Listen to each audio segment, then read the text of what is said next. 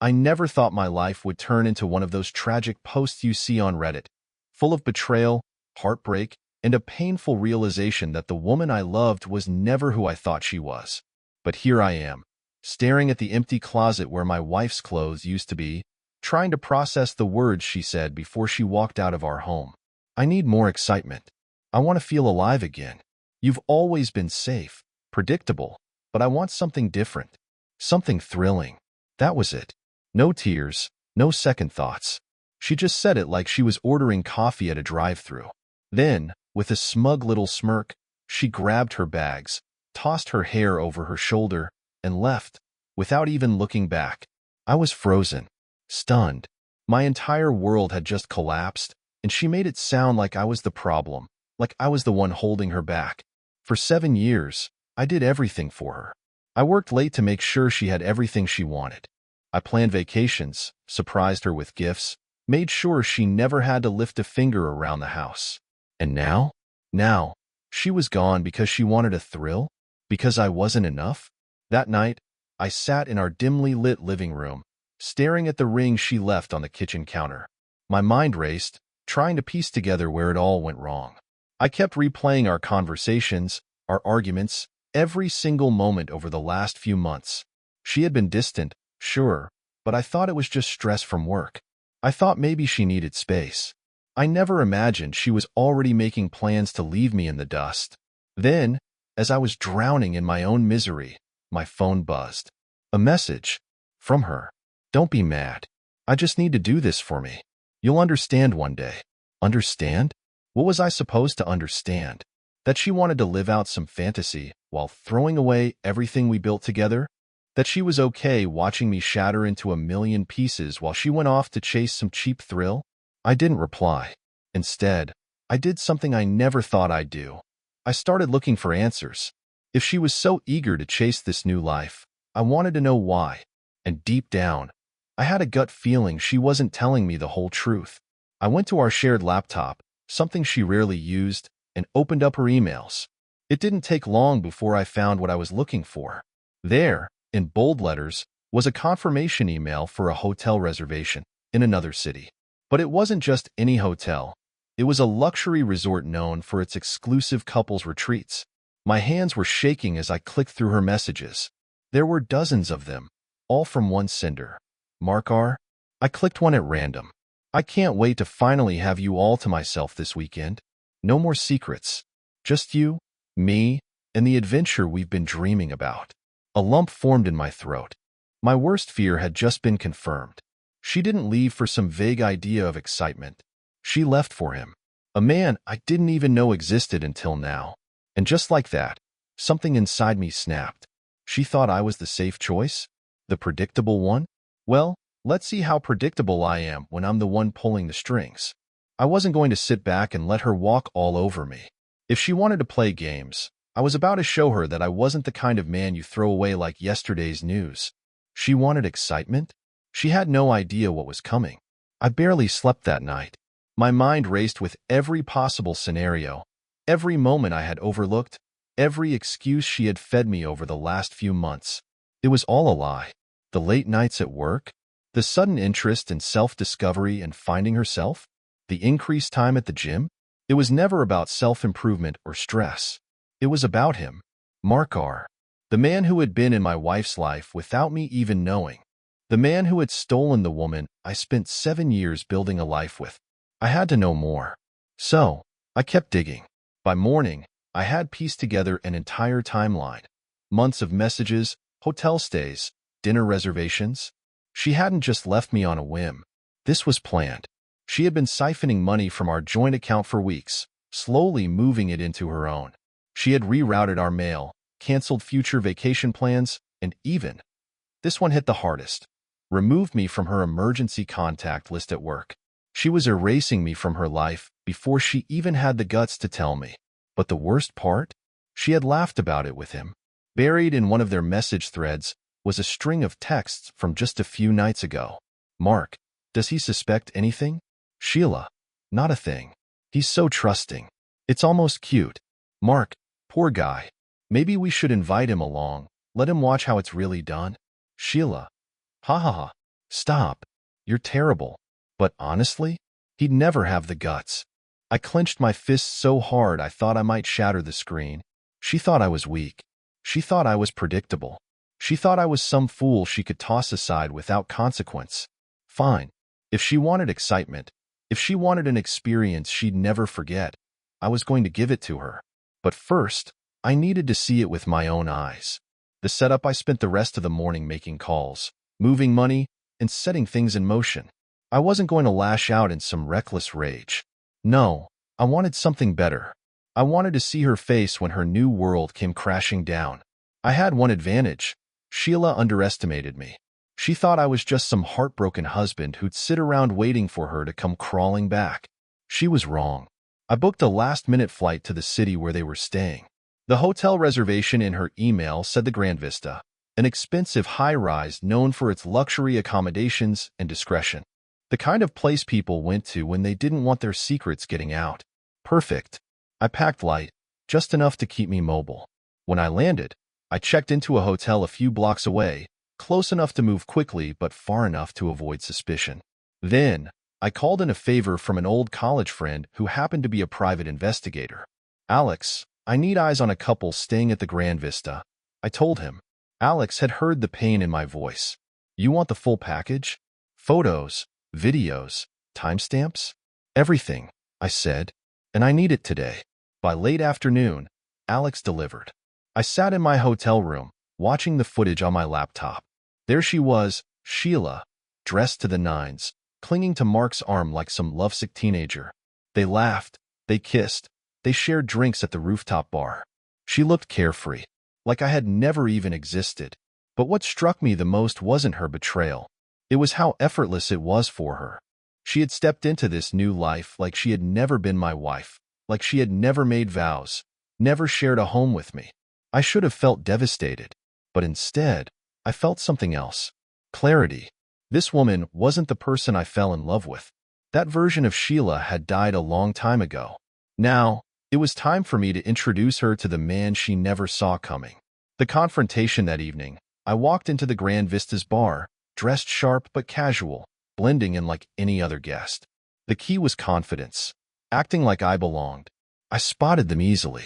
They were nestled in a dimly lit booth, Sheila giggling at something Mark whispered in her ear. The sight should have sent me into a rage, but I was past that. Now, it was just about timing. I ordered a drink at the bar, waited for the right moment, and then, just as Sheila leaned in for another kiss, I walked up to their table. Sheila saw me first. Her smile froze. Her entire body went rigid, as if her brain couldn't process what was happening. Mark turned next, his brow furrowing. "Can we help you?" he asked, oblivious to the bomb that had just landed at their table. I set my drink down, smiling. "Hey, babe," I said smoothly, looking directly at Sheila. "You forgot something at home." Mark's confusion deepened. "But Sheila," she looked terrified. She opened her mouth, but no words came out. I pulled out my phone, tapped the screen, and set it on the table. The video of them kissing, laughing, sneaking into their hotel room together played in perfect high definition. Mark's face went pale. Sheila, her eyes darted between me, the phone, and Mark, like she was calculating her next move. "You? How did you?" She stammered. I leaned in, my voice steady. "I just wanted to see the thrill you left me for," I said. "And I have to say, I'm not impressed." Sheila grabbed my wrist, her nails digging into my skin. "We need to talk," she hissed. I pulled my hand away, chuckling. "Oh, I know we do," I said. "But not here. Not now. You see, Sheila, I'm done playing by your rules. It's my turn now." And with that, I picked up my phone, took a final sip of my drink, and walked out, leaving her and her lover drowning in the realization that they weren't the ones in control anymore. Sheila wanted excitement? She had no idea what was coming next. I walked out of that bar feeling something I hadn't in months: power. Sheila had spent weeks, maybe even months, crafting her grand escape. She thought she had it all figured out, like I'd just sit at home, heartbroken, waiting for her to find herself. She thought I was weak, predictable. But now? Now she was the one who looked like a deer caught in headlights. I didn't stop outside the hotel. I didn't even turn around. I wanted her to sit there with Mark, stewing in panic, wondering what I was going to do next. Let her sweat. Let her feel the uncertainty. I made my way back to my own hotel and sat on the bed, my mind still buzzing. My phone vibrated almost instantly. Sheila. I didn't answer. A few seconds later, another call, then another. Then the text started. We need to talk. Now. What are you doing? Why are you here? Please, pick up. I let them come in, unread. Then I turned off my phone. Sheila didn't deserve an answer. Not yet. She needed to feel helpless, like I did when she walked out on me without a second thought. Instead, I turned my attention to the real question. What was my next move? I already had the upper hand, but I wanted more. I wanted to dismantle everything she thought she had so carefully built. Sheila wanted a new life? Let's see how fun it is when that new life starts crumbling from the inside. The next morning, I turned my phone back on. 27 missed calls. 18 unread texts. I scrolled through them, shaking my head. The desperation was setting in. The messages had gone from panicked to pleading. Please, let's just talk. I can explain. I didn't mean to hurt you. You don't understand. If you're mad, just say so. Don't do anything stupid. Stupid? Oh, she had no idea. I sent a single text back. Meet me at the rooftop lounge. 1 hour. Sheila responded immediately. I'll be there. I got dressed and took my time getting to the hotel. When I arrived, she was already there, sitting at a small corner table, fidgeting with her phone. She looked anxious, her usual confidence cracked. Good. She saw me approach and stood up, her expression a mix of relief and fear. You can't just show up like that, she whispered, glancing around. Mark's freaking out. I smirked. Oh, I bet he is. She exhaled sharply, crossing her arms. What do you want?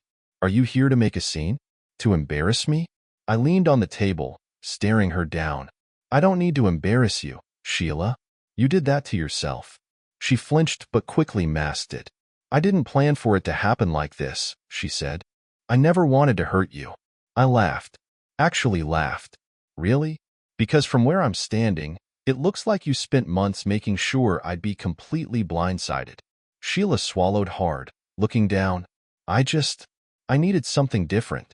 You have to understand that. No, I really don't. I let the silence hang between us before leaning in. But here's the thing, Sheila. You didn't just cheat. You stole from me. You drained our joint account. You planned this whole escape behind my back, and now you expect me to understand? Her face turned pale. I didn't. Yeah, you did. I cut in. And now, I'm here to make sure you don't get away with it. Sheila looked like she wanted to run. What do you mean? I smiled. You'll find out soon enough. Then I stood up, walked away, and left her sitting there, panicked and clueless. She had no idea that I had already taken steps to completely ruin her plan. Sheila thought she had the upper hand. She thought she could plan everything down to the last detail. Leave me, take my money, run off with her new boy toy, and never face a single consequence. She was wrong. The moment I walked away from that rooftop lounge, I knew I had her exactly where I wanted her. Nervous, paranoid, wondering what I knew and what I was about to do next. I didn't head straight back to my hotel. Instead, I made a call. Yeah, I need to freeze a joint account. Immediately, I told the bank rep. Sheila had drained most of our shared funds, but she had gotten sloppy. She left enough that I could lock her out before she pulled the rest. Within minutes, the account was frozen. No more easy access for her. Next, I made another call to my lawyer. File for divorce. Today. And make sure she doesn't see a dime more than she's legally entitled to. Sheila wanted a fresh start? Well, now she could have one. With nothing. By the time I got back to my hotel, my phone was blowing up again. Sheila, what did you do? I can't access my account. Sheila, don't play games with me. This is serious. Sheila, answer me. I didn't. Instead, I waited. A couple of hours later, there was a knock at my hotel room door. I already knew who it was before I opened it. Sheila stood there, looking furious. But underneath the anger, I saw something else, fear. Let me in, she hissed. I stepped aside, letting her storm in. She whirled around, crossing her arms. "You froze the account," she accused. I leaned against the wall, arms crossed. "Yep." Her eyes narrowed. "What are you trying to do? Punish me?" I chuckled. "Oh, Sheila, you did that to yourself." She exhaled sharply, pacing. "This is childish. I need that money." "Too bad," I said. "You lost the right to my money the second you decided to walk out on our marriage." She clenched her jaw. "We built that life together." I laughed. "No, I built it. You just enjoyed the benefits while secretly planning your exit strategy." Sheila's expression flickered. I had hit a nerve. "I was going to pay you back," she muttered. I scoffed. "With what? Mark's credit card? What happens when he gets bored of you? What happens when your little thrill dies down and you realize you threw away a real life for some guy who just wanted a side piece?" Her lips parted slightly, like she hadn't even considered that possibility. I stepped closer. "You always thought I was weak, predictable, but you never stopped to think. What happens when the man you underestimated decides he's done being played?" She swallowed hard. "What do you want?" I smiled coldly. "Nothing, because I already have everything I need. The divorce is in motion. The money's locked down. You have no access to my accounts, no claim to my assets, and once this is done, you'll be nothing more than a bad memory." She looked genuinely stunned. For the first time since she left, she realized she lost. "You can't just erase me like that," she whispered. I shrugged. "Watch me." And with that, I walked to the door and held it open. "Goodbye, Sheila." She hesitated, like she wanted to say something else. But in the end, she just huffed, grabbed her purse, and stormed out. As soon as the door closed behind her, I let out a slow breath. I wasn't done yet. There was still one last thing I had to do. The second Sheila walked out of my hotel room, I knew she was scrambling. She thought she had planned everything perfectly. Her escape, her new life, her future with Mark. But now, she was backed into a corner. I didn't waste time celebrating my small victories. I had one more move to make, one that would ensure Sheila had no chance to crawl back when her little fantasy crumbled. I pulled out my phone and called Alex, my private investigator friend. "Did you get everything?" I asked. "More than enough," he replied. "She's been seeing Mark for over 6 months. Multiple hotel stays, expensive gifts, even a few shady financial moves. And get this, Mark's not exactly the dream guy she thinks he is." I leaned forward. "What do you mean?" "He's married, and his wife has no idea." I grinned. "Perfect." Now, I had a trump card. The next morning, I put everything in motion. First, I sent an anonymous package to Mark's wife, full of photos, messages, and receipts proving his affair with Sheila. Then, I sent another package. This one, straight to Sheila's workplace. Inside was a simple folder labeled "For your boss." Why? Because Sheila hadn't just been sneaking around in her personal life. She had been using company funds to cover some of her expenses with Mark. Hotel stays, fancy dinners, even flights. It was all there, meticulously documented. Let's see how her thrilling new life works out when she's unemployed. I checked out of my hotel and caught an early flight home, feeling lighter than I had in weeks. By the time I landed, my phone was flooded with notifications. One from my lawyer. "Everything is moving along. You'll be free soon." A few from an unknown number, likely Sheila. "What did you do?" "You ruined my life. Please, let's talk." I ignored them. Sheila wanted excitement? She got it. She wanted a fresh start? She got one. Just not the way she expected. I wasn't the weak, predictable man she thought she was leaving behind. I was the man who walked away with everything. And Sheila? She had nothing. The silence was deafening. For the first time in years, I wasn't burdened by uncertainty, by the weight of keeping someone happy who had no intention of doing the same for me. Sheila had walked out thinking she was leaving behind a fool, someone who'd wallow in self-pity while she played house with Mark. Instead, she got exactly what she deserved. By the time I settled back into my home, I already knew the fallout had begun. It started with a phone call from an unknown number. I let it go to voicemail, but when I listened, a familiar voice came through, frantic and breathless. You have no idea what you've done. Mark's wife found out. She threw him out of their house. He's blaming me. I lost my job. Are you happy now? Click. I smiled. Oh, Sheila. Did you really think you could betray me and get away without consequences? But that wasn't the best part. A few hours later, my lawyer called. Sheila's trying to contest the divorce, he said. She claims she deserves financial support.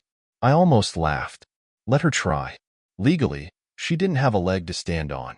I had proof of her affair, proof of her fraudulent financial activity, and with her job now gone, she had no steady income to fight with. She was desperate, and desperate people make mistakes. I got another call later that night, from Mark. Listen, man, he started, his voice low, like he was trying to sound reasonable. I know you're pissed, but you didn't have to go nuclear. I let the silence hang. Sheila's freaking out, he continued. She lost everything. Maybe it's time to back off. Be the bigger man. I finally spoke. The bigger man? I echoed. Like you? Sneaking around with another man's wife? Telling her I was too weak to fight back? He had the audacity to sigh. Come on. We both know Sheila was unhappy. You should have seen this coming. That's when I knew exactly what kind of guy Mark was. One of those arrogant pricks who thinks he's untouchable. You should have seen this coming, I said coldly. You wanted her? Well, congrats. She's all yours. Hope you enjoy picking up the pieces of her mess.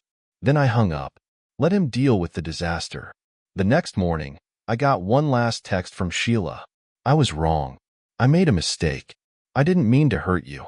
Can we just talk? I stared at the screen for a long moment. Then I typed my response. No. And just like that, I was done. For the first time in years, I was finally free. Sheila's text sat on my phone screen, the words staring back at me like a desperate plea from someone who suddenly realized the gravity of their choices. I was wrong. I made a mistake. I didn't mean to hurt you. Can we just talk? No. She didn't get to rewrite the story now that the consequences were crashing down on her.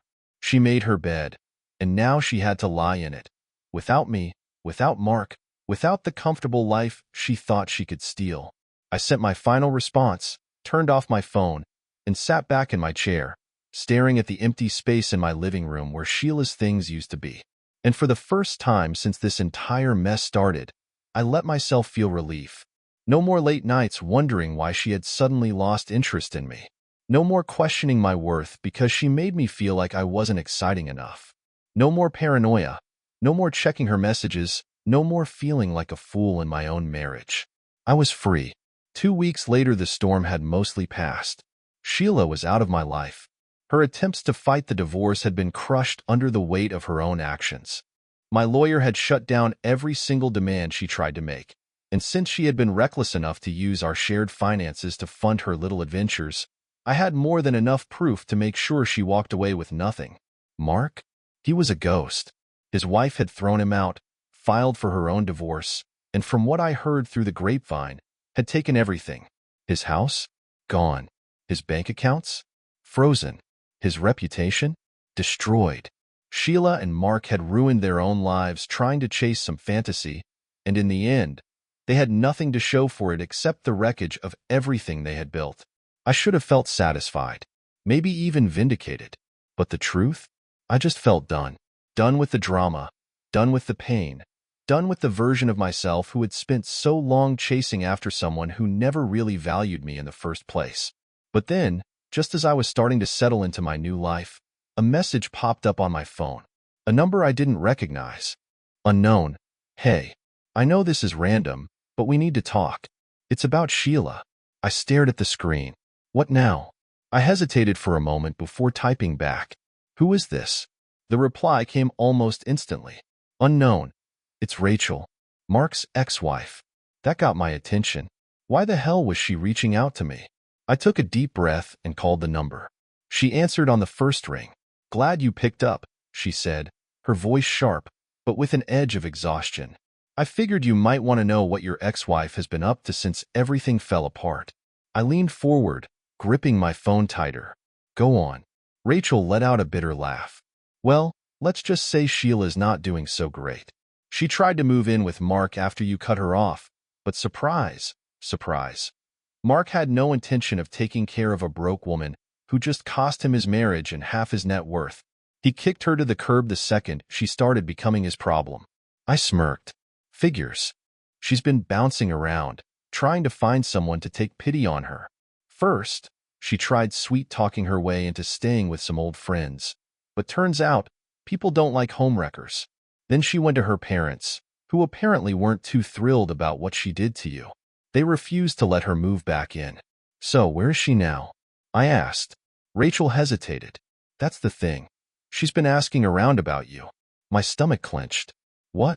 She's been telling people she regrets everything, that she just got caught up in the moment and made a terrible mistake. And get this, she actually tried asking me if I thought you'd ever take her back.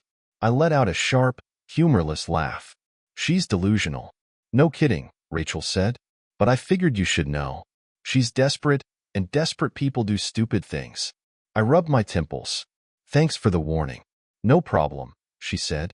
Look, I don't know you, but from what I've heard, you didn't deserve what happened to you. Just be careful.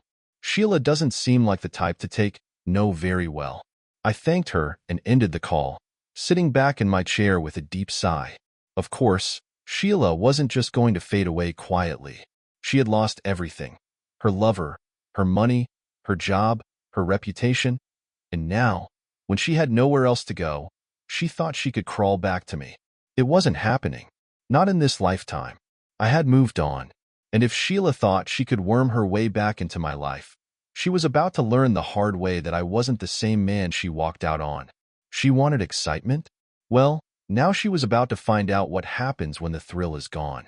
I knew Sheila wouldn't give up easily. The woman had spent years perfecting the art of manipulation, twisting reality to fit whatever narrative suited her. And now, with her entire world in ruins, she was grasping for anything to hold on to. Too bad for her. I had already cut the rope, but I underestimated just how desperate she was. It started small. A few missed calls from an unknown number. Then, texts. Sheila, I know I hurt you. Please, can we talk? Sheila, I don't want to fight. I just want to explain. Sheila, you were the best thing that ever happened to me. I ignored them. Then, the messages shifted. Sheila, you can't just erase me like this. Sheila, we have history. Sheila, after everything I gave you, you owe me a conversation. That last one almost made me laugh. What she gave me. What? Years of deception. Lies? Infidelity? I blocked the number and moved on. But Sheila? She wasn't done. A week later, I came home to find her waiting on my doorstep. I froze mid-step, my stomach twisting in irritation. She looked rough, disheveled, makeup smudged, her once polished appearance now a ghost of the woman who had walked out on me. Sheila's eyes lit up when she saw me. Finally, she breathed. You've been avoiding me. I crossed my arms. Take a hint. She took a hesitant step forward. I wanted to see you. To talk. I know I messed up. Okay? But I wasn't thinking straight. I got caught up in something stupid. Mark wasn't. He wasn't what I thought he was. I raised an eyebrow. No kidding. And now that he's gone, you suddenly remember what a great guy I was? She flinched but held her ground. I do remember. And I know I took you for granted. But I miss you. I scoffed. You don't miss me. You miss stability. You miss the life you threw away.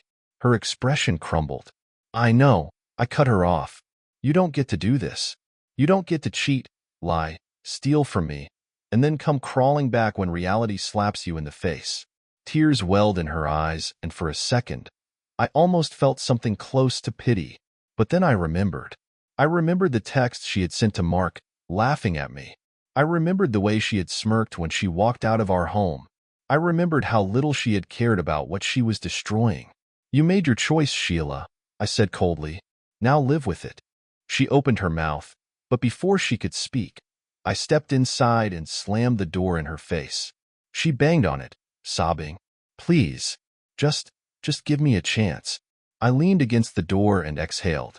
Sheila wanted closure. Well, now she had it. Because that was the last time I ever wasted another second on her. She was nothing but a memory now. And I was finally free.